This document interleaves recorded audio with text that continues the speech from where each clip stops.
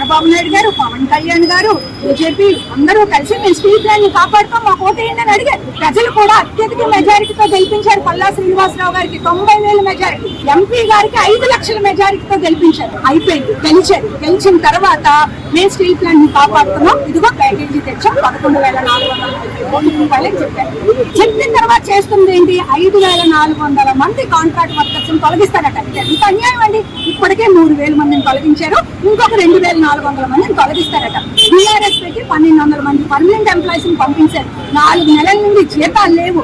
ఏదైతే ప్యాకేజ్ ఇచ్చారో ఆ డబ్బుల్లోంచి ఒక్క రూపాయి కూడా ముడి ఖనిజం కొనడానికి లేదట, జీతాలు చెల్లించడానికి లేదట, ప్లాంట్ మెయింటెనెన్స్ ఖర్చు పెట్టడానికి లేదట. జీఎస్టీ, ఇన్కమ్ ట్యాక్స్ వీటి కోసం, బ్యాంక్ అప్పుల కోసమే డబ్బులు ఖర్చు పెడతారట, మిగతా వాటి కోసం ఖర్చు పెట్టకూడదు. ఇదెంత న్యాయం అండి? మీరు చెప్పింది ఏంటి చేస్తోంది? ఇది అన్యాయం అని ప్రశ్నించారు. వెళ్ళలేదు. ఒక రోజు సమ్మె చేశారు, వెళ్ళలేదు. ఇంకా నిరవధికంగా గత్యంతరం లేక దిక్కు లేక మీరు 3వ రోజుకి ఈ రోజు 20వ తారీఖు నుండి సమ్మెకి వెళ్ళారు. ఈ రోజు 3వ రోజు అయినా కేంద్ర ప్రభుత్వం పట్టించుకోదు, రాష్ట్ర ప్రభుత్వం పట్టించుకోదు. పైగా స్టీల్ ప్లాంట్ అంతా పోలీసులు భయం చేసింది. పబ్లిక్ మీటింగ్ పెట్టుకోనివ్వదు, ఒక ప్రదర్శన చేయనివ్వదు, లోపల మీటింగ్ పెట్టుకోనివ్వదు. విపరీతమైన నిర్బంధం. ప్రజల మీద ఎంత నిర్బంధం విధించడానికి మీకు ఎవరు ఇచ్చారు అధికారం? మీరు ఎలక్షన్స్ లో ఏం చెప్పారు, ఇప్పుడు ఏం చేస్తున్నారు? అందుకే దానికి నిరసనగా వర్కర్స్ అందరినీ విధుల్లో తీసుకునే వరకు మా పోరాటం కొనసాగుతుంది.